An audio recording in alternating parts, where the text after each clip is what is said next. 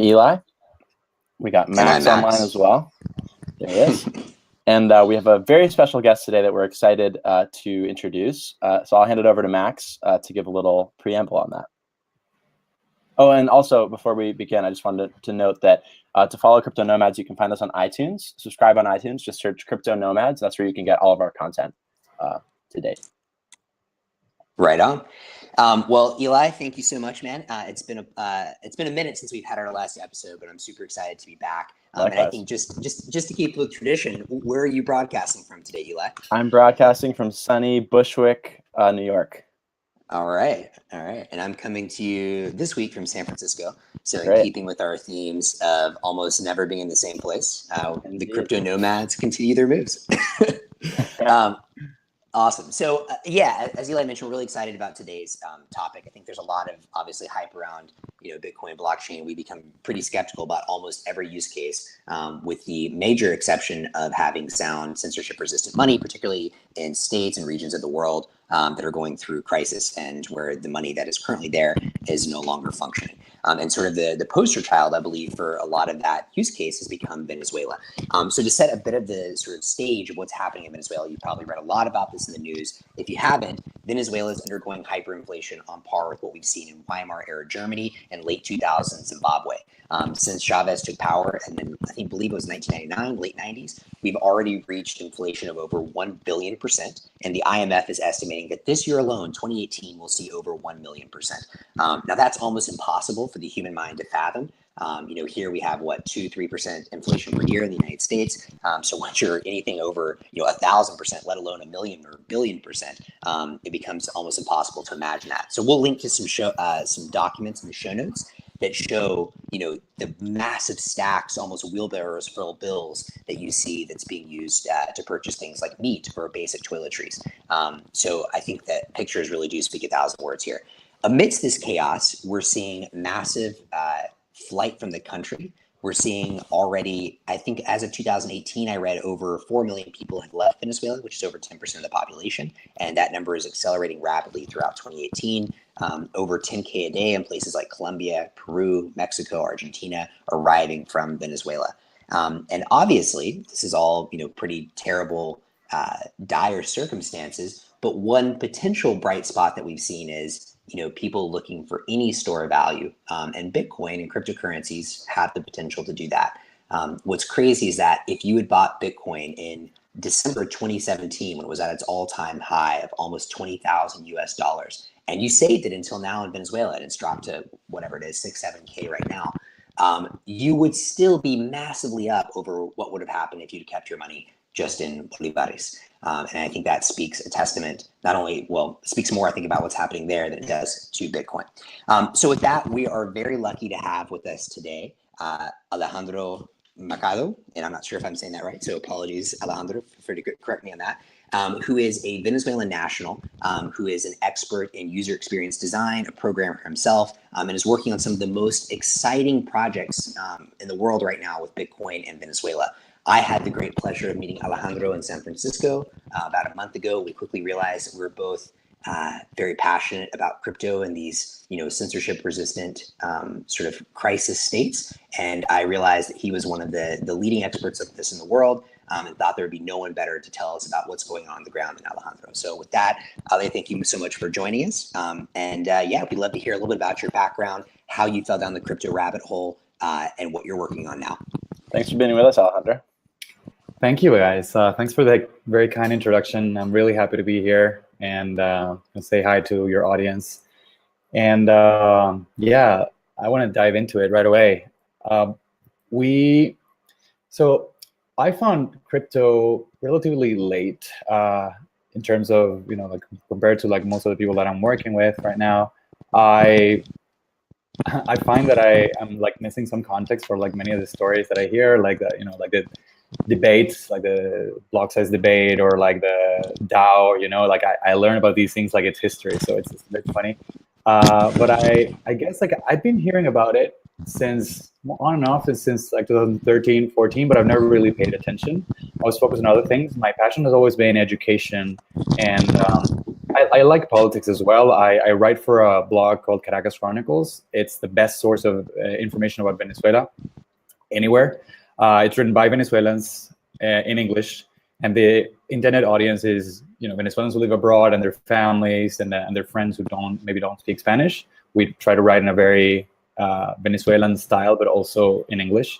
So check it out. So I'm interested in politics and in education, and never so much in finance or economics.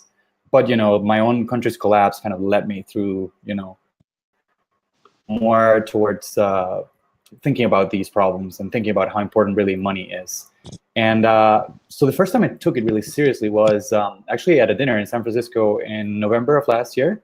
I am good friends with Demi Brenner from Zeppelin, one of the best crypto projects out there.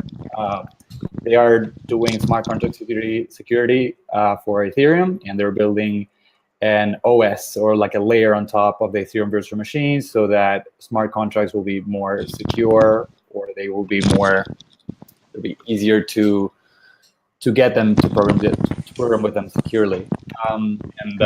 Yeah, Demi has been like a pioneer in the space, and he's always been sending books to me, like Sapiens and Sovereign Individual and so on. So we had this, he invited me to this dinner. I was just traveling, just visiting San Francisco for a few days, and Balaji Srinivasan was there, and he blew my mind with all these politics talk and all these potential implications of the crypto economy in the future. So I got really interested. I quit my job, and I went on to work to consult for crypto projects. So I started on Zeppelin. Now I'm working with the Zcash company over the summer, and we are working on doing research for trying to figure out how the crypto community can help in the humanitarian crisis that is the Venezuelans are going through right now. And we've identified some areas that the whole community can unite and can help with, and we are very, very close to being able to share publicly many of the things that we've uncovered. And we're going to be everything's going to be very open source, and there's a bunch of exciting projects that are coming up, and I can't wait to tell you all about it. That's great. And Alejandro, one thing that would be great to just highlight for our listeners, I think, is just kind of helping people grasp the gravity of the humanitarian crisis that's going on in Venezuela right now, which you just alluded to. I think I remember hearing that something like 75% of all Venezuelans lost 15 pounds in the last 18 months. I might have those numbers a bit off, but that's just an example. So maybe just briefly kind of how bad is it? And that kind of highlights the project that you're going to reveal soon, kind of what that's trying to address, I guess. Yeah, so the numbers look really terrible. I think the two numbers that I remember, because the numbers are always growing, and it's really sad to have to remember those things. But the two numbers that stuck with me are 90% of the population are living in poverty. So I believe that's defined as the poverty line, the international poverty line. There are several definitions, but there's one definition. I'm not sure. Maybe it might be the $1, under $1 a day definition. But there are some metrics where if you measure that way, 90% of the people are poor, and this was not the case 5 years ago. This is a very, very sudden collapse. And also 40% of the people in Venezuela are eating just one meal per day, which is not just poverty, it's also hunger and potentially starvation in a few months. So we're looking at a very terrible situation here. And worst of all, it's a completely preventable tragedy. It's the result of a failed state, of failed policies that have failed over and over again wherever they're implemented. And it's just really sad to see your own country collapse in such a way, and it's just so self-inflicted. So we are very concerned about the situation, and we believe that a great deal of the burden or the responsibility of the crisis lies in the government and the government's ability to print money indiscriminately. And if in the future governments don't have that power because people are able to choose what kind of money they are transacting with, then I believe that that may be a better future, and maybe we'll be able to prevent hyperinflation from ever happening again in human societies. That's a beautiful vision, man. I really hope you're right on with that. I would actually maybe love to use that as a point to sort of transition into what you're seeing happening on the ground with Bitcoin or similar cryptocurrencies, or for that matter, any other potential store of value. I think you hear a lot from the Bitcoin community, a lot of optimism. And I think people are pointing at Venezuela and saying, look, this is the case that we've been talking about for years now. And yet it's hard to know how much of that is real, how much of that is hype, how much people want to believe that. So I'd love to get, just your sense from what you've done in your research on, who is actually using crypto right now, and crypto or similar stores of value, and how popular, Bitcoin really is. Yeah, good. Great questions. I think it's important to first mention that I think it's crucial to stay positive. And if you're part of a movement, you're going to focus on the positive things of the movement. Obviously, you have to be intellectually honest, and you have to criticize yourself as well. And you have to keep your feet on the ground, but you can't be afraid of dreaming what might be. And I think that some of the journalists in the space and some of the skeptics, they serve a good purpose, and they put us down where we just make us think in the practicality and what's really going on today. But I think it's important to keep the expectations high and to keep dreaming, because this is something that really has the potential to change how humans organize themselves. And it's something that we know, it's not just theory. The Bitcoin network allows people to transact value in a censorship-resistant manner, and it's done so for about 10 years already. It's already here. Some of the use cases are not fully developed, but it's only a matter of usability. It's only a problem of product design. It's a problem of product market fit in some cases. So this is something that is not going to be available, or it's not going to be useful for the first world as something beyond speculation, I believe, in a very long time. But I think it's something that it is definitely being useful in countries like Venezuela. It may prove to be useful in countries like Iran. Argentina has seen also use of cryptocurrency for circumvention of capital controls, which some argue is immoral. So, for example, I'm working with Jill Carlson, also under the Zcash special project banner, and her master's thesis was about how Argentinians circumvented capital controls as early as 2014 using Bitcoin. So it's important to stay, there are some people that are using it. It's not all fake news, but at the same time, we have to be careful of overhyping things, right? So I think it's important to mention that we don't have numbers of how cryptocurrency adoption in Venezuela looks like. It's very difficult to perform, very scientific research over there. Imagine the conditions that people are in, and I think there are opportunities to conduct some research, but if we have some funds, I think we'd like to use them for enabling more and more people to use cryptocurrency, rather than pin down exactly what is the number, and because that number is going to be growing. I'm no doubt that it's growing. Currency use in Venezuela at about maybe 5%, which is, I think maximum 5%. And that is huge for 5% adoption among the population, you're saying? I believe so. So if you just ask people, I think 5 out of 100 people have transacted or interacted with Bitcoin in some way. I don't think that maybe 5% of the people own Bitcoin on a regular basis, right, but 5% have at least interacted with it once or twice, because it's being used. Enormous relative to really any other country. Exactly. Yeah, that's what I was saying. That's huge. Yeah. But I mean, it still looks small. But I think that we shouldn't focus too much on the number, because we should focus on the future, and we should focus on what this is enabling people to do. That 5% is going to be the opening for potentially a crypto economy forming in Venezuela. And that's really exciting. Yeah, no, totally agree. And Ale, one source that one like rough proxy we can use for volume is there's a website called coin.dance, and they do some good visualizations of like local Bitcoin activity and something. And I was just looking at it in terms of Bitcoin volume transacted on local Bitcoins, which I know is just one of the on ramps or off ramps that is used in Venezuela. So we'll talk about some of the others, but that shows quite a huge spike in activity back in like March and April of 2011, and then another one more recently. So it's just rising very rapidly. So maybe that's like, we can add that in the show notes. Like there are a couple ways to kind of perhaps slightly proxy the level of activity. But as you're saying, it seems like what's way more interesting to talk about is, what's the future? What is this actually going to be used for? What are the use cases, and is it actually helping people on the ground? Yeah.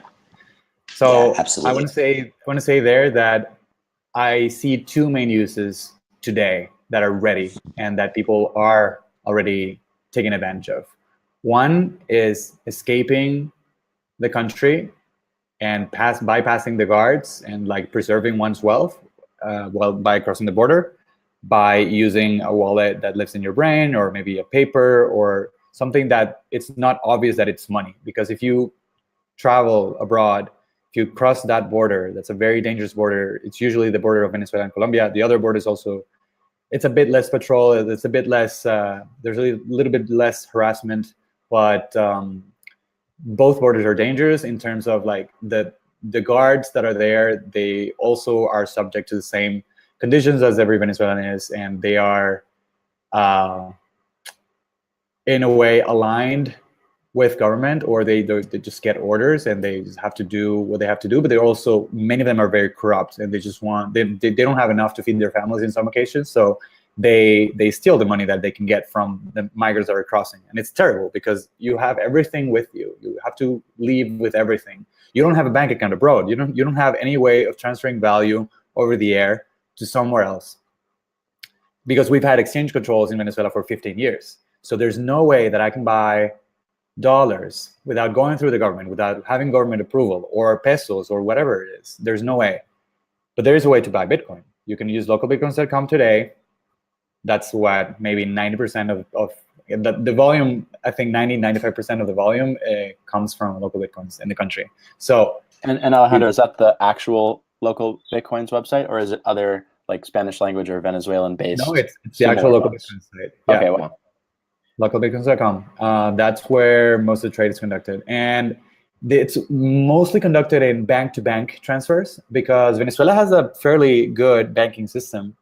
And if you do transfers from my bank to your bank, and we're using the same bank, it's instant. So as from my account to your account, same bank, instantaneous transactions. So that allows people to transact, to like buy crypto very, very quickly. So I've done this many times, not many, but like a handful of times. I want to send some money to friends or family or whatever, and I just go. I have my Bitcoin wallet. I send some into local Bitcoins. And from local Bitcoins, I find a trader that looks reputable. There are many. And I say, hey, man, I want to buy, I don't know, 20 million, 40 million bolivares from you, which is about $10 wow. or $20 or something, right? And then they say, yeah, cool. They ship you, like they send you the transfer first, and then like you have to have the Bitcoin, and it like goes into this kind of escrow. And when you say you check your bank account, you check that you actually receive the funds, and then you clear it, and then it's done. And I've done this. It's taken me 10 minutes to do it. I am fairly savvy, so this will take more time for people that are not very technical, or not technical, but like advanced computer users. And sometimes we overestimate how savvy most people are using computers. And I think that we should design for everyone, and that means doing what WhatsApp did, which is making it so simple that grandma can use it, making it so simple that a mother with like 2 kids and like has a lot of things to do and can't concentrate on like a lot of things at once can do this. So we need to design for the extremes, and that's, I think, what we need to focus on. But anyway, so local Bitcoins. Oh, yeah. Yeah, I was just thinking about, if my mom messes up something on her iPhone, the implications are pretty small. But if someone clicks something incorrectly or makes a slight error on local Bitcoins, they could lose their cash, right? It's like that's the kind of danger of being your own banker when you're involved in crypto. And that I hadn't thought of that. It's a really important point. And Alejandro, I was wondering, if you could maybe give our listeners a bit of a sense of what local Bitcoins is and how it differs from an exchange. I think a lot of people here maybe have just bought on Coinbase or maybe used something like Gemini before if they're in the US. How does local Bitcoins differ from those? And why don't people in Venezuela just use an exchange like or a custodial service like Coinbase? Right. So the main difference is that local Bitcoins is offered, I think, in almost every geography. They market it's not about marketing. I think it's just about, like, it was the first thing that was used, and like it kind of built up this ecosystem where traders go and they make money off of these trades. And like the main difference is that it's not done through a central service that is like the exchange is a company and they facilitate, like they hold the coin and they sell it to you. That's kind of the Coinbase model. This is a bit different in sense that, yes, local Bitcoins is a company and they serve as the intermediary, but they just connect you with people that are buying or selling cryptocurrency, in this case Bitcoin. And you can just look at the reputation of all these traders and you can check and you can choose the one that you want. And in Venezuela's case, it's very convenient because you can choose the one that has the same bank as you, and you could complete the transaction in 5 minutes or less. So that's very convenient. And also allows local Bitcoins to not have a presence in the country.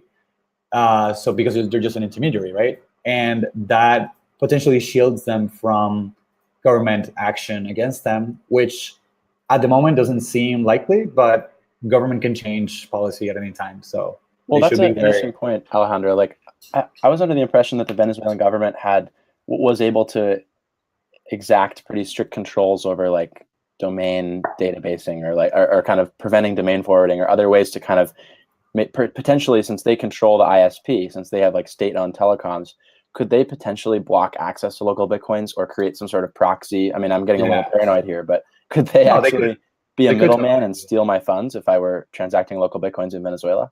Yes, they could do that. They have control over the ISPs, and it's not like a very indirect control. It's a very direct control. It's like they give them a call and they comply within hours. So it's an authoritarian government, right?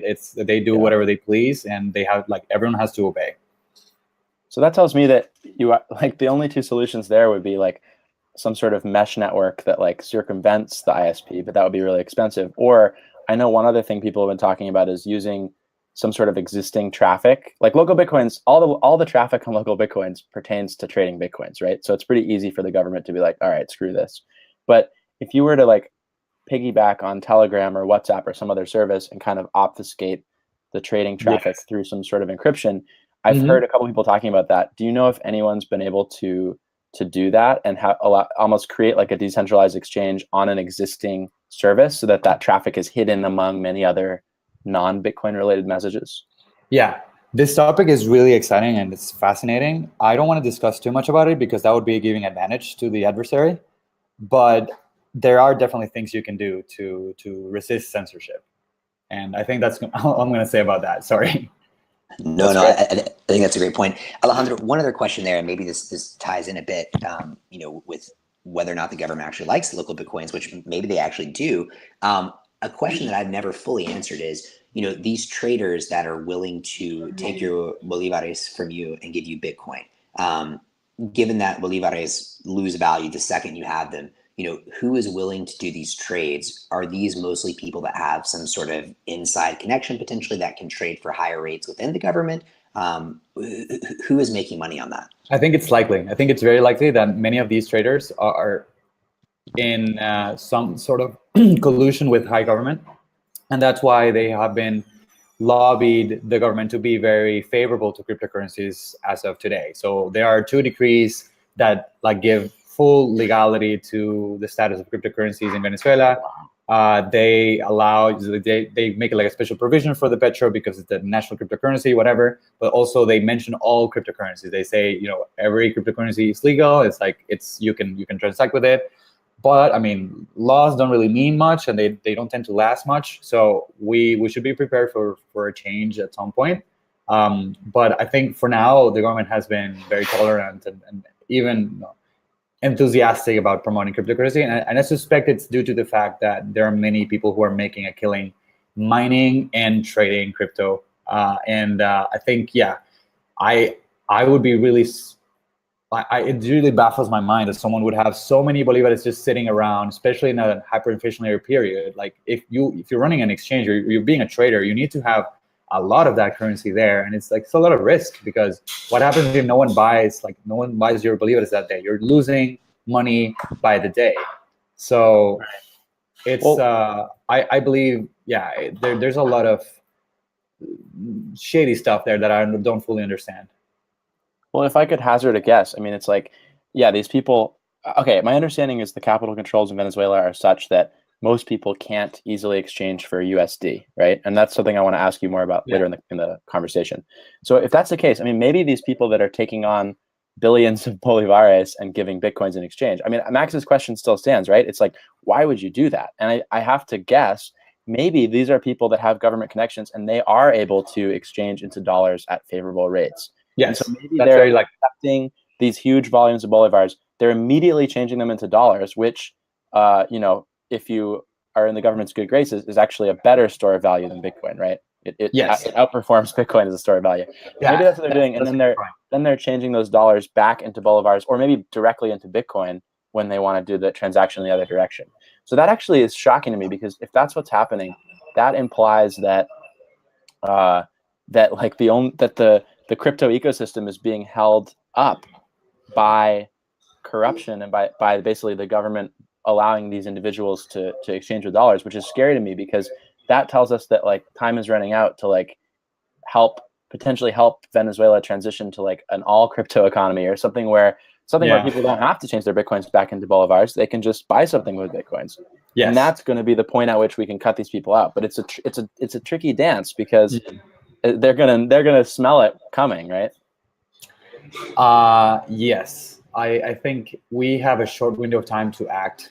We have to act very quickly, and we have to, whatever it is that we're doing to help the people, it has to grow really quickly. People have to be aware of it very quickly, and it should be kind of irreversible. Like if people are going to use something other than the bolivar as money, it should be a story that goes viral quick, and it should be, I think it's not going to be very hard to convince most people to switch to another currency that performs better than the bolivar when they've seen the actual performance of it. If we have a product that really works, that is really which is my personal goal that I have. So maybe this is something that I'm like kind of doing on the sides, like the project that I'm working on, like the research with the Zcash company, has kind of like enabled me to think about all these things. They are ultimately interested in researching how humanitarian efforts could help and so on.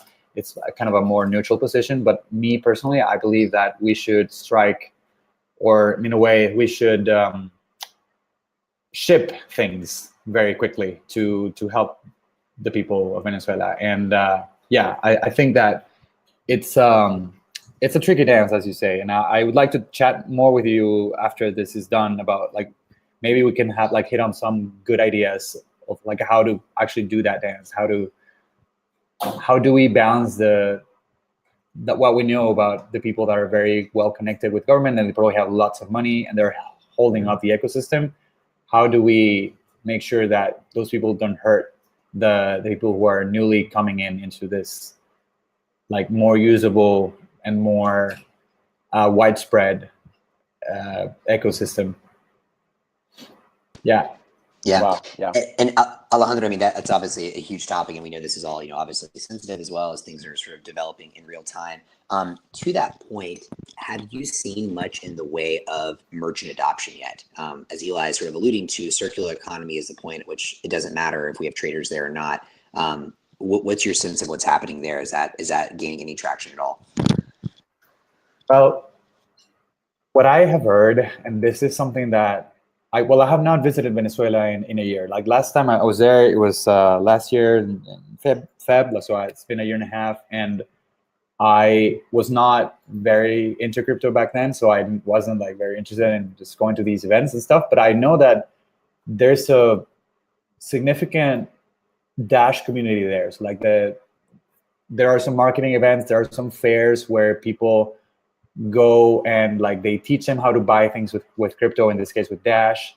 They have like this wallet that they can use on their phones, and they teach them, okay, so you can buy this. They give them some Dash that they could buy lunch, and they're like onboarded in a very practical manner to Dash, which I think is fantastic. Like they're using these people, they're teaching these people how to use cryptocurrency in a way that is very practical. It's no longer just the discourse of, hey, this is a blockchain, it's immutable, it's decentralized. No one cares about that. People care about using money that works. Right? Like we care, of course, we do care, and it's fantastic. But we're not going to convince everyone to be excited about it. We just need to do something that works for people, right? So I know that. Well, they say they have like around 600, I want to say, Dash merchants in Caracas, and they are being kind of careful not to be cracked down. So I don't think they're like advertising that heavily that they are actually taking crypto. And I don't know how. I would like to know more about how that's moving in the real world. And I do have some people there that could help me figure out more. There's a woman called Eugenia Alcala, and she's like the head of the Dash community there. We actually spoke to her a few weeks ago. Yeah, she's been fantastic source of info, and really helpful, really kind person. And I'd like to talk to her more about how things are going and what her concerns are, and if maybe we, as the broader crypto community, can help, prevent crackdowns and prevent, bad government action. And yes, there's a few people working on products that are built on top of Dash that are there as well. And I'm not sure why Dash has been like the crypto that has seemingly more or the most merchant adoption, but it seems to be marketing budget. Yeah, that's likely. I can believe that. But at the same time, it's also the fees, right? Like it's the problem with the fees is big. Like you can't use Bitcoin for transactions in Venezuela, in a country where people are earning like $1 a day. That's not possible today, and it certainly wasn't possible in December. So Dash, for all of its flaws, it has very low fees and it enables transactions instantly. So, I mean, people don't care that much about volatility, and they don't care that much about centralization. So why not, right?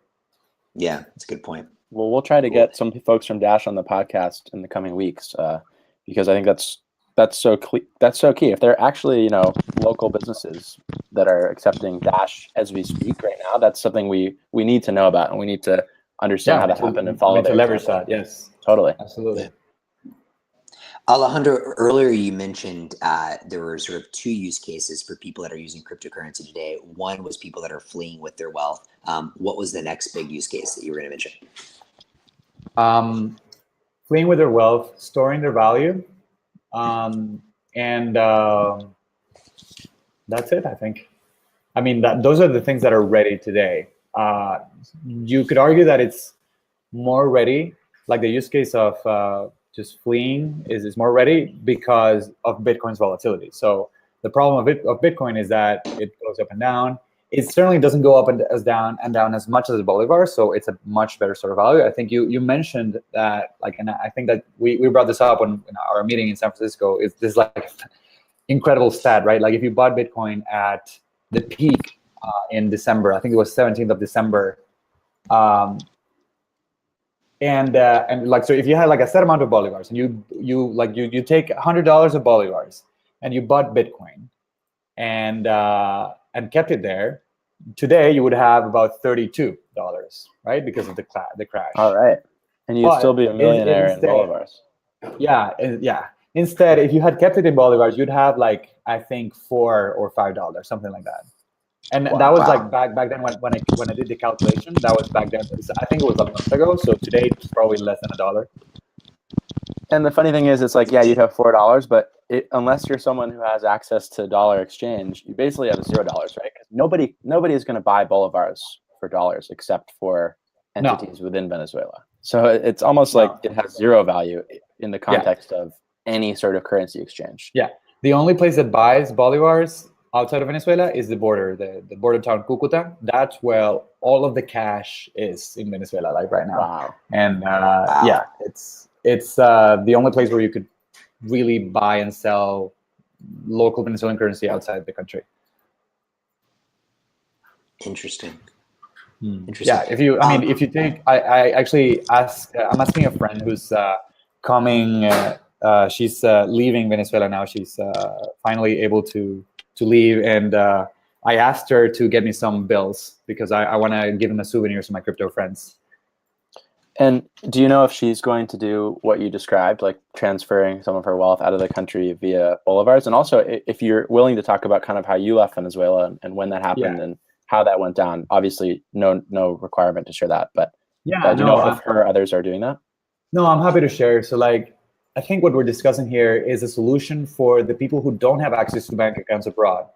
And luckily, my family has been, I've been middle class. My grandparents were the first of their family who ever went to college, and Venezuela had a really good social mobility back then in the 60s and the 70s. So my grandparents went to college and they made a much better life for themselves. Like the Venezuelan dream was something that was real, and they, bought a house. They had a big family, and then there was my mom and dad, and they also had some prosperity. And they had like an apartment and a car, and we also got to travel to the States. Like we requested visas, tourist visas. We went to the States. We also my part of my family is from Spain, so we were able to go to Spain as well. So back then it was easy to just go and create bank accounts in the US. Like there weren't so many KYC requirements for that in the 90s and the 2000s. So it was easy. Just went and you just put some of your money there. And Venezuela has been a country that has had inflation at 30-40% every year, regardless of what happens. So we know that if you have a salary and you're making Venezuelan bolivars, it's a good practice to try to convert some of that into dollars any way you can. So there's always been a black market, but because there's been exchange control for 15 years, so you either go to the black market or you just use part of what the government allotted you to change, and you save some of that. So we were fortunate enough to have the tool that is a bank account abroad, and my friend also is like part of this small segment of the population. She has a brother who lives in Europe, and she uses her brother's account as her savings, right? So this is, I think, crypto. What really the potential is for people who have no such access to foreign financial infrastructure. They allow anyone to store value in something that is permissionless, and something that doesn't require you to have connections or to require your grandparents to have gone to college. Anyone can trade Bitcoin today if you have bolivars, and you can keep it there, and you hope that it'll retain its value better than the bolivar. You are making a good bet, I think, because the bolivar is certainly coming down and Bitcoin can go up and down. So this is what's really most exciting.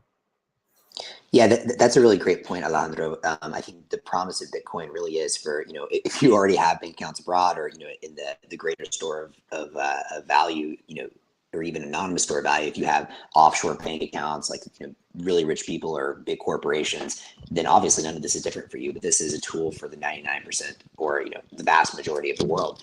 That said, one question that's been on my mind, you mentioned that 5%-ish of people in Venezuela have used crypto at some point.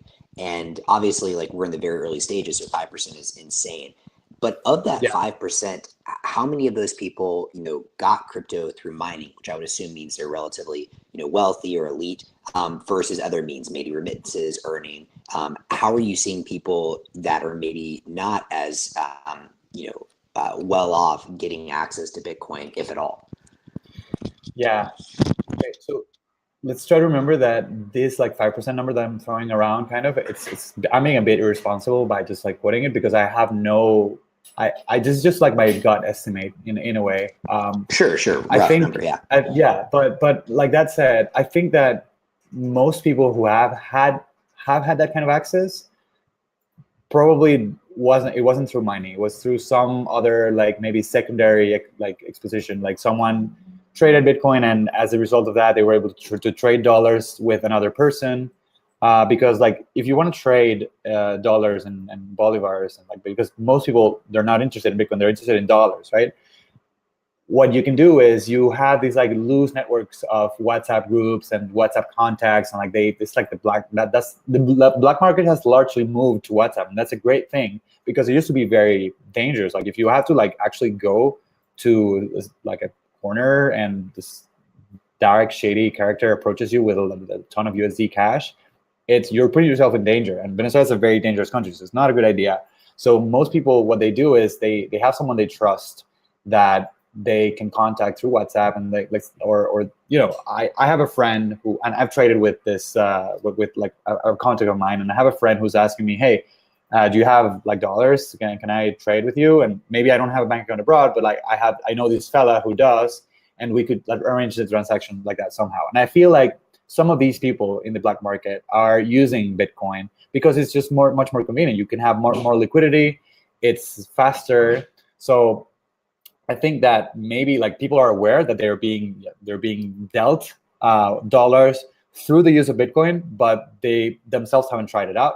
And then there's the people that use local Bitcoins directly. There's, I think, a growing segment of the population that's doing it. I myself had taught friends and family to do it, and they've largely moved into that because it's a lot more convenient.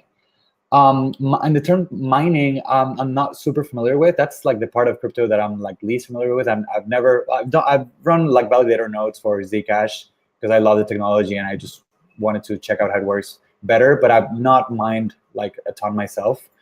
And I've read some articles about how dangerous it can be to mine in Venezuela, because if you have a big mouth and like tell everyone that you're mining and you have like a large operation, they can go and like knock on your door and extort you. Apparently, like the government has tried to stop that as state policy. That's what they say, but it's really difficult to know what's really going on, if that's really happening or not. I believe that in terms of the mining, like people who are mining, I think the really big operations, and Bitcoin now practically requires you to use ASICs. So if you are using very specialized hardware that people can identify very easily, and if you're using large amounts of electricity and large amounts of resources, you're probably going to have to be in bed with government somehow to be able to get that kind of deal. And you're going to probably pay off, you know, an officer or whoever, like all the way up to the president probably. And because everything in Venezuela is run that way. It's run through these like networks of crooks that, you know, trade drugs and trade gold, and they trade Bitcoin, and it's just like a very feudalist system where they're like the warlords have like the final say in what gets done and what doesn't, and like so very, you know, like military circles are in every place, and it's usually run like that. And I would be surprised if the majority of the hash power coming from Venezuela came from individual miners. I think it's actually coming from very large operations of crooks and people connected with the government. But that said, I think there's a huge opportunity to enable the small-time miner to do something to make a living for himself. So I have friends who make like $10 a month in their day jobs, and they make $100 and $120 in mining, and they mine. Interestingly enough, they mine Zcash and Ethereum mostly. The people that I know, not claiming this is going to be representative, but it's coins that usually can be mined through GPUs because people don't have the money to buy ASICs mostly. And if there are currencies that are reasonably liquid and not total shit coins that can be still traded in platforms and offer reasonable usability, then people will flock to those. And I think it's still a very untapped opportunity for the average person, and it is a statement of freedom, and it's like the fact that you can do that still, I think is remarkable. And nowadays they require you to register in a central miner registry in Venezuela. Like the law requires you to do that, but everyone that I know that is mining is not doing that, of course, like because that's just like calling for an extortion and just like some secret police people knocking on your door and seizing your equipment whenever they feel like it. So heck no. Right. Yeah, right, exactly. And from what I've heard, those secret police folks are then consolidating the ASICs that they've confiscated in larger installations, and the government themselves are actually, taking advantage of the electricity that they've artificially subsidized to such low rates to mine and generate cash for the government, which makes sense from their perspective. I guess maybe if I could just try to recap like the Bitcoin use cases in Venezuela that you've described so far, kind of in order from most used to least used. Okay, so number one is mining, which my understanding is these people are mining and then they're instantly, if they need cash, they're instantly converting that crypto into bolivars to pay for food or medicine or whatever, right? Probably, yeah. Or maybe they're saving it. I don't know. But I guess so. Number one would be mining. Number two is using crypto as a store of value for the specific purpose of leaving the country, because it's a way of averting those dangers. That's something that sounds like it's definitely happening. Yeah. Third use case would be using crypto as a store of value while remaining in the country. So this would be kind of trying to ride along the inflation without losing so much value and then convert later on. Yes. And then I think, so that's probably, I'd love to hear a little bit more from you about how prevalent that is. And then the fourth use case, I think, is actually using crypto to transact, which from what we're saying, we need to talk more to the Dash community, because that might be one of the only places where that's actually potentially happening. And then maybe to add a fifth use case, or a fifth and sixth use case to all this, something that Max and I have talked a bit about is remittances. Maybe we could talk a little bit about that, whether how easy that is for someone to send remittances to Venezuela in the form of crypto. And then the sixth one, which I'm not sure if this is happening at all, is jobs. Are people like working as freelance developers or doing online gigs where they're getting paid in crypto while remaining in Venezuela? Oh yeah, definitely. Let's start with the last one. I definitely know people who are doing that, and I don't think it's a very large amount of people. I know more people who are freelancing and receiving payments using Payoneer or PayPal or other foreign services. But again, that requires you to pass a KYC in the US or in Europe or somewhere where most people don't have access to that. I know, some people that are doing some work. So like the Let's Talk Bitcoin podcast actually employs some Venezuelans to clean up the audio of like old podcasts. They like some of those like tasks that are easy for a human to do, but like very difficult for a computer to do. For example, there's this guy called Christian Garcia. He tells his stories like about his like surviving hyperinflation chronicles, if you will, where he just like tells you, it's just the day-to-day things, and he's also like a part of the community of Let's Talk Bitcoin, and they sometimes for his stories and for the content that he's bringing, he's being paid for that as well. So there is a small network of people that are like having some crypto jobs, and they are, but we definitely want to improve that. We want to broaden that, and that's one of the things we're working on as like part of the Zcash research team. We want to, and we're, like I said, we're going to have this very, very soon, so please stay tuned. We are going to have recommendations for the community on how they can help, and one of those ways is by allowing people to earn cryptocurrency, and maybe prioritizing Venezuelans and Venezuelan freelancers for things like translations in Spanish to Spanish, or graphic design maybe, or things that you think that maybe a Venezuelan like smart kid from Venezuela could do. We have still a lot of smart people and people that can do great work inside, and they are just being held up by the government and their monetary system. So there's a lot of untapped opportunity there, and opportunity for these people to start with like maybe some menial tasks, but eventually grow into more fulfilling jobs. And I really do believe that that's an untapped potential, and we're going to share more about that soon. That's great. And then for the remittances use case, I don't believe it's being exploited enough in crypto. So that's one of the things we want to look more into. And it's very difficult to send remittances into Venezuela if you don't have bank accounts abroad. What most people do is they would have an account abroad. Like if you have like 2 pairs of accounts, you could do the trades. But like actually sending money, so like that it arrives in bolivars in Venezuela is something that's very hard. So like I think that the company that has done the most work in this area has been RTM. RTM is a Mexican company that is actually, the website is blocked by the government now, but you can access still through the use of VPNs. And they allow you, it functions like as a local Bitcoins of sorts, but for dollars. And they allow people to have this like dollar account that lives online. And they've done, I'm sure many Venezuelans already have escaped hyperinflation by using that instead of crypto, which is interesting as well.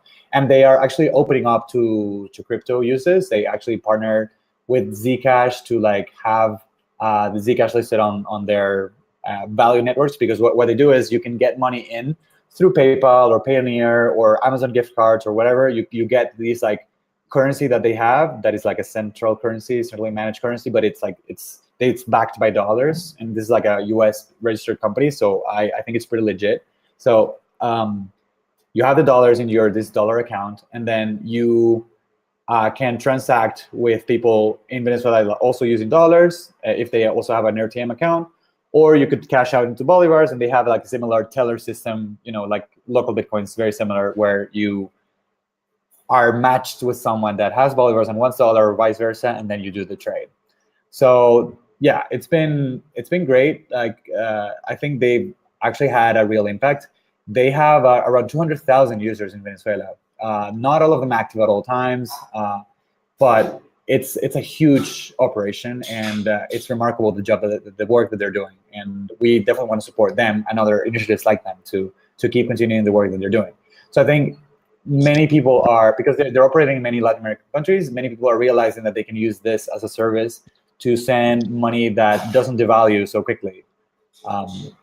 And like the companies and the families on the other side can actually make use of these funds just by little. They hold it in dollars, or there's like their dollars, and then they slowly, whenever they need to do a transaction, or maybe they do it weekly. I don't know what the pattern of usage looks like now. We're looking into that, but we would like for people to store most of their working capital in something that is safe, but also something that doesn't devalue. So there's, your bank in Venezuela is reasonably safe.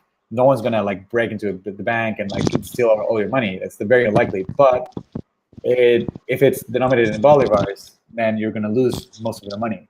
So what is the right trade-off there between physically? Yeah, exactly. So printing more money. Yep. So Alejandro, I think that's a great point you bring up. RTM is something I've looked into. I think it's extremely fascinating. These guys, honestly, what they're doing seems pretty heroic in a lot of ways. What would you say is the difference between a user for RTM and someone that, let's say, uses local Bitcoins? Are they competitive? Does it matter, just which site someone hears about first, or are people sort of double dipping for different purposes? I think actually the people that are using RTM and the people that are using local Bitcoins are largely the same people. These are very tech savvy people that know how to circumvent some government blocks, and they either grok the potential of crypto and like the fact that it's a better money than the bolivar, or they are happy just transacting in this like currency that they believe is much more trustworthy than the bolivar. They're probably right. So I think it's largely the same people. It's I don't see it as competitive. I think both are providing a valuable service.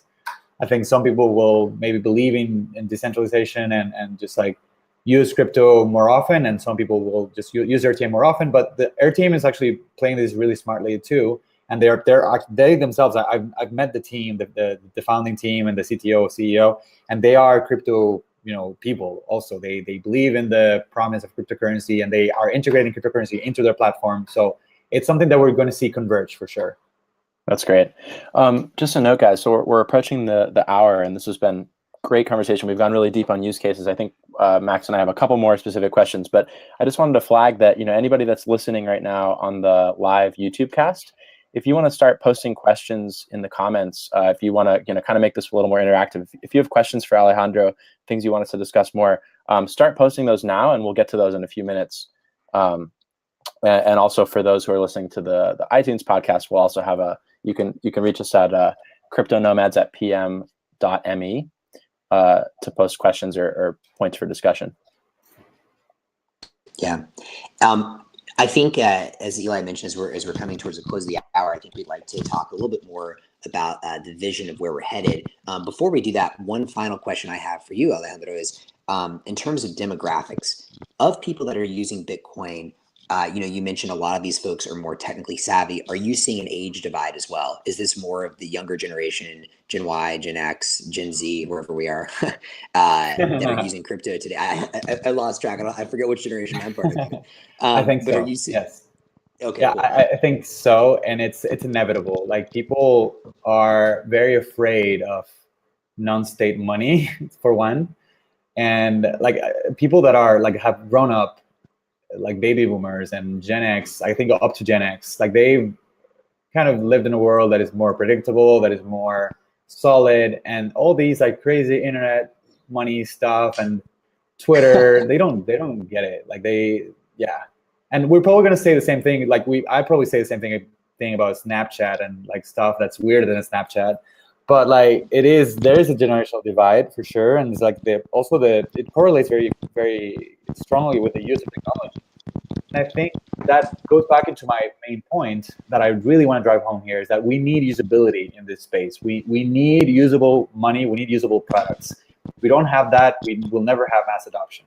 And WhatsApp, with every criticism that you want to like tag onto the founders because they sold out to Facebook and $19 billion, whatever, yes, but they achieved the huge success of getting their entire user base, which is billions of people. I don't even know how many billions now, but billions of people into using messaging that is encrypted, end-to-end encrypted.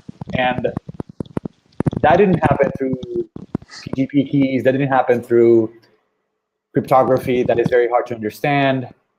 It happened with a very usable product that is very user-friendly. And people said or thought it couldn't be done to like match security and usability, and I think it's a false dichotomy. And I'm taking this from Richard Burton, I think, which I follow on Twitter. I think it's a false dichotomy. Like, people don't have to think that it's either or. I think it takes time to have usable systems that are also secure, but it's worth it. It's worth the effort to do it, because our freedom is at stake. In this case, our monetary freedom. But I'm sure we're going to have a lot of battles where systems that are going to be fundamental for the future are not going to be, like, the first versions of them are not going to be usable. Like, look at Augur today. No one, like, very few people can use it, but that's not going to be that way all the time. It's going to change. And I just want to encourage more designers to get into the space. I graduated from Masters on Human-Computer Interaction at Carnegie Mellon, and we have like this little Slack going on. Like, all the grads are there, and I was surprised that I started the crypto channel because I want to get more designers involved in the space, and I've just gotten crickets so far. I'm the only person in the chat. Designers need to step up their game and need to follow this space closely, and just don't be intimidated. It's hard for all of us at first. Even people who have a computer science background find it intimidating. They find it hard. It doesn't matter. Like, you're slowly going to get it, and you're slowly going to be learning. Find a good mentor, find someone who's a good friend, who could, like, has a lot of patience, and just go through it. And we need more people like designers. We need more people who do great marketing as well, who write great stories. We need more artists. We need more people that have less technical backgrounds to be a significant part of this space. That's great to hear. Agreed, 100% agreed. So, Alejandro and Max, I think, as we're rounding out the hour here, I think it would be awesome to get back to what we were talking about earlier in the conversation, which is the dream, right? I mean, there's a couple ways in which, okay, so let's think about it this way. Bitcoin and other cryptos are seeing some adoption in Venezuela that outpaces other countries, and that's actually helping people in the midst of this humanitarian crisis. But we're not seeing organically that Venezuela is just transforming into an all crypto economy, right? Or that people are actually, I mean, a lot of people are finding ways to use crypto just to escape, which makes sense. But yeah, like, to me, like, there's this kind of opportunity here that you mentioned, Alejandro, which is it has a time window on it, right? It's like, how could we actually help a country both become one of the first, like, all crypto economies or close to all crypto economies, and simultaneously ameliorate some of these terrible things that are happening. So let's start talking about that. And while we're talking about that, just, in case any of the listeners here on r/cryptocurrency are interested, you mentioned just now, Alejandro, how can more people get involved, right? Who don't necessarily have a technical background. Mm-hmm. I want people to start thinking about like how they could contribute, how they could be part of this conversation and contribute ideas, help brainstorm if they have any questions they want to talk to us about. So please, post on the YouTube channel or reach out to us in another way if you want to add your voice to the conversation. So maybe, Alejandro, we could just speak to like, what would we have to do, or what do you think the potential end result is? Like, what's the dream if we're thinking big? What could happen in Venezuela with crypto in the next in the next year? Yeah. Okay. Great. I have this tweet pinned on my Twitter account that says that lists the major obstacles to crypto adoption in Venezuela, and number one, and I think this is going to be fundamental, is a mobile wallet that Venezuelans understand, the equivalent of WhatsApp for cryptocurrency, for money. Like it's a money product. You don't need to call it a wallet. It might offer functionalities that are not typical in a wallet, and we're trying to figure what that exactly looks like. But it needs to be something that works better than the shitty money that we have today, and that's not a very high bar to surpass. And I think once we unlock that, and I truly believe it's a matter of usability, it's a matter of design, product design, and I think that once we overcome that, we are going to be able to see people transacting outside the monetary system of Venezuela, outside the traditional financial system, and they're going to find themselves free from the state in monetary terms. So this will be people transacting peer-to-peer. Yes, people transacting in crypto and not having to be subject to debasement of the currency, because they, like, the money that they have, they know that they can keep it. They know that it's going to be worth something tomorrow. It's going to be worth something the day after tomorrow. Not the case with the Bolivar. And I'm afraid that might spark increased violence from the government. And I don't know if what we're doing, I think it's something that needs to be done, because this needs to end today. Otherwise, we risk being North Korea. We need to stop this now. Like, people need to be free. But at the same time, I wonder, the government has proven that it can be very violent. So I wonder how we can minimize the bad effects of that violence, or even the extent of that violence. And maybe it's about providing some incentives to the people that have the guns. And I don't know how to answer that question yet, but I'm sure there are ways, and I'd like to explore that more. But I think the dream looks this way. People are using money that is not subject to debasement, so it will look very similar to maybe a dollarist economy, maybe like Panama, for example. Panama runs on the US dollar. Ecuador runs on the US dollar. This is a stable currency. I don't think it's a significantly interesting fact that it's the US, like it's run by the US. Like there are some Caribbean islands that do with the euro and whatever. Like, I think that as long as you have a currency that maybe you don't control, but maybe is more stable than your currency that you're planning on printing, I think you can have an economy that is semi-functional. And then you can start rebuilding the country. You can start doing interesting things in the economy. And maybe we find that it's a better idea to have our own fiat and to issue our own fiat and have control over our monetary policy. But that's a decision we can take later. I think what we have to do now, and the dream, like what it looks like for a year from today, if we're successful, is like decrease the use of the Bolivar and very, very increased use of crypto. And there are a lot of smartphones in the country. There are a lot of tools we can use to get some crypto to every family. I think we can definitely do that, but it's going to take a while. It's going to take some effort. And if you are in it for the good and for the dream, I think you should join our cause. You should come with us, and we'll tell you how you can contribute. We are slowly trying to organize this so that to accommodate as much people as possible. And like I said, we're going to have much more stuff to share very soon. But we're super excited. We're super energetic. We're working with some really smart people, with some really resourceful people, and we have the support of very, very influential people and very well knowledgeable people. People versed in economics, people versed in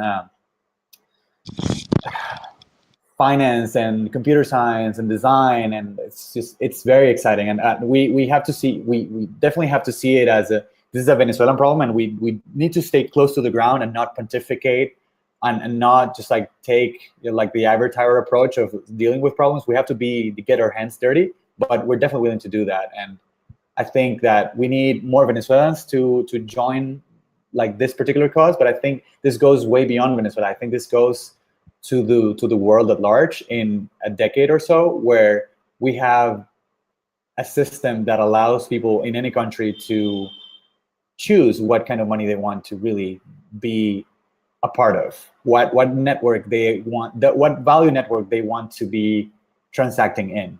And that's maybe not the national currency, maybe that's another currency. Right. So how do people oh, sorry, go ahead, Max. Oh, no, sorry. I was going to say, Alejandro, for people that are listening today, I think there's a couple of different camps in there. Obviously, I know you're going to be sharing more. If someone is listening and they're moved to help right now, is there, where would you direct them towards? Is there a place people can start donating? Is there a place where people can learn what's needed, either if they're on the ground or not on the ground, like today? Yeah. I'd love to have like a very specific call to action that minimizes work for me for this question. But I think since we don't have that stuff ready yet, and it's going to be ready very soon, I would just point them at my Twitter and just like DM me, and we'll figure something out. I'm going to be just like looking at the messages that come in, and just please tell me a bit about your background, what you're interested in doing, if you're interested in donating, if you're interested in helping out with your skills, because we have a spreadsheet, and we will just like list down all these things, and we'll keep track of everything, and we'll get back to you at some point. That's wonderful. Thanks. And what is your Twitter handle for people that we'll obviously post this in the notes, but for anyone listening right now? It's ALEGW. Perfect. And Alejandro, I wanted to get back to a point you were talking about when you were sort of painting the picture of the dream, and you had some concerns that there could be crackdowns, there could be violence, there could be efforts by the government to try to stymie all of this progress.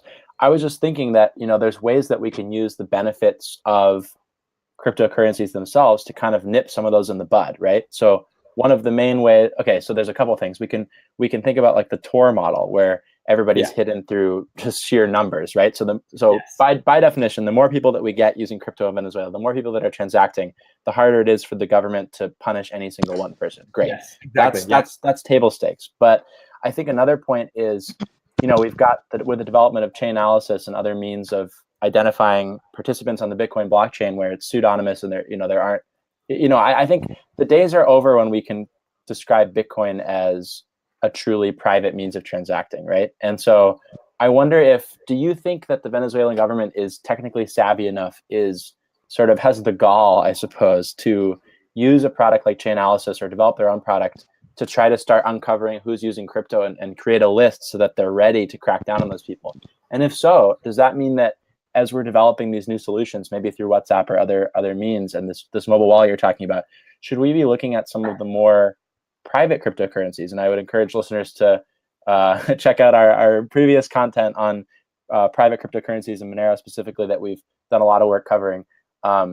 Not trying to plug those for no reason. I'm just wondering if that's something we should be thinking about. No, absolutely. Yeah, I mean, there's a reason why Zcash has been interested in funding this research, and it's very clear that in the future, privacy is going to be very important. I think that this is probably not the first thing we want to focus on for Venezuela, because, for example, chain analysis is a great example, and it's a U.S. company, and Venezuela is like, the government of Venezuela is barred, like they have forbidden like to transact with U.S. entities, because they are, like, many individuals in the country are sanctioned, and they can't do dealings with like many U.S. entities. So it's going to be really hard for them to use U.S. infrastructure to be able to like kind of resist or to analyze and to use it to punish the citizens. And I think if any U.S. entity like plays into their game, I think they're going to be very, they're going to be looked at by the government of the U.S. and they're going to be reprimanded or sanctioned themselves. So that's one. So obviously they still have China and Russia, which are China less of an ideological ally, but a very strong economical ally, and Russia they have a very strong economic, political and ideological ally in a way. So they still have that at their disposal, and I wouldn't be surprised if they hire some Russian hackers to just like disrupt this thing in a way. They're a state and they have a lot of power, they have a lot of money, but I think that it stands to test, right? Like the thesis of the sovereign individual and the thesis of cryptography is that defense is going to be more powerful than offense. And this is going to be the perfect test for that. I think we are going to be able to succeed even with the resources of a nation state at their disposal. And I'm excited about the battles that are coming, and we're prepared for that. We are getting geared, like getting ready for all that.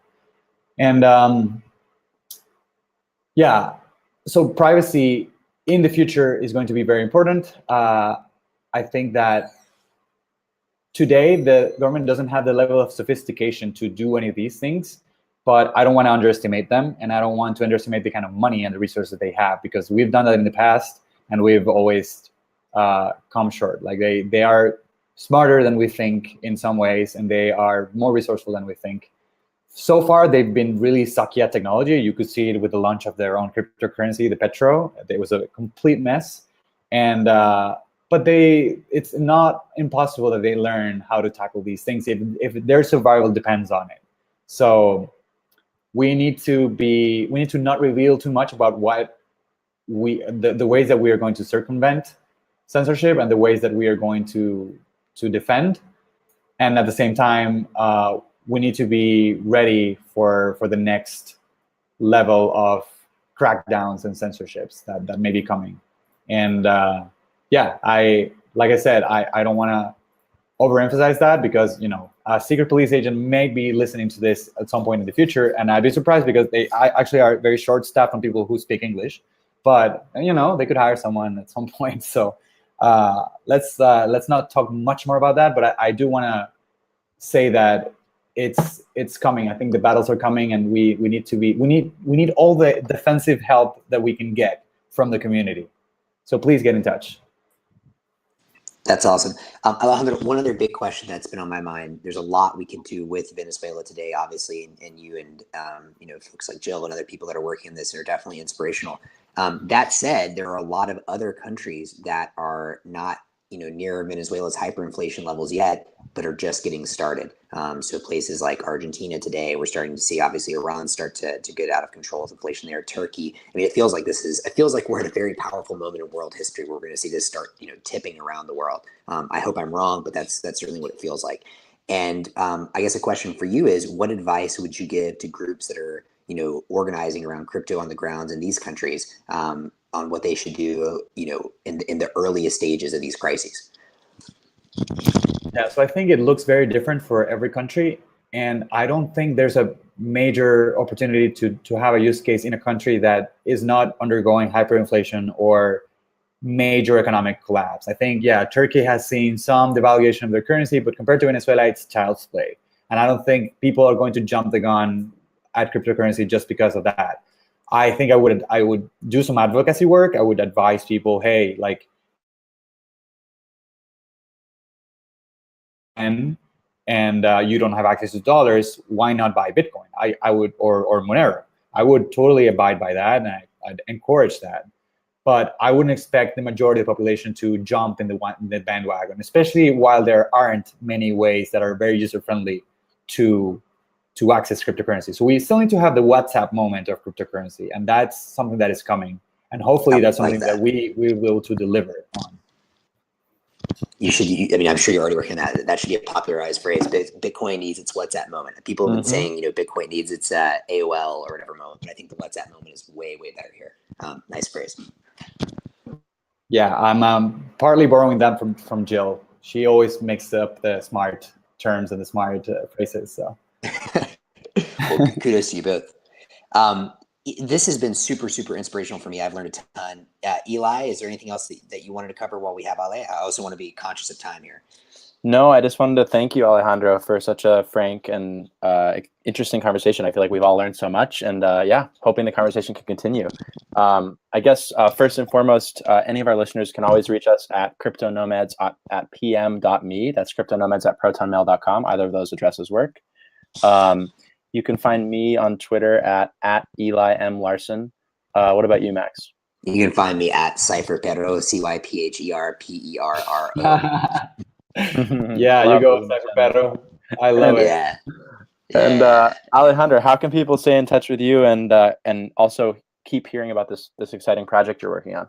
So Twitter is the best option, hands down. Please DM me. My DMs are open now, and we'll figure something out. And just shoot. If you want to make it easy for me, just and please do, because I have a lot of messages to answer. Please send me, what you're interested in doing. There's many ways that you could the crypto economy can flourish. So, there's ways to make loans for people. There's ways that people can earn cryptocurrencies. There's ways people can trade cryptocurrency. So all of that, all the inroads and off-roads to crypto. So tell me what it is that you're most interested in and what your skills are. And if you're a killer developer, please, that's I think what we need the most. We need really, really good software engineers. This is going to be mostly a software project, so happy to hear from you. Great. Right on. And yeah, my Twitter handle awesome. is GW again. Yeah. So Alejandro, thank you again, man. And we could have gone on probably for hours. I know we didn't even touch on things like the Petro and whatnot. So maybe there will be a round 2 in a couple of months when we've had even more progress and you've got more, guys. For folks. Yeah, thank you. Thanks a lot for having me. This has been really, I also feel like I've learned a ton. And every time I talk about this, I feel like I'm able to articulate it a little bit better and provide some of the vision and some of the enthusiasm that I think this community needs to move forward.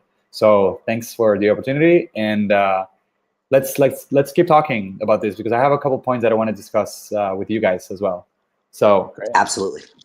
Yeah. Thanks. And to all of our listeners, thank you so much for dialing in. I guess we're not really dialing in, but for listening. If you like this, please, give us a shout out on iTunes. Obviously, a podcast, good rating goes a long way there for other people to find this. If there's other people you want us to interview or other topics you want us to discuss, we're always focused on real world applications. So Venezuela is obviously, right in the middle of what we're looking for, but we're always looking for new topics and looking to learn ourselves. So thank you all so much for tuning in, and until next time, hasta pronto. Adios, hasta pronto. Hasta luego. Crypto Nomad signing off. Peace. Peace out. Bye.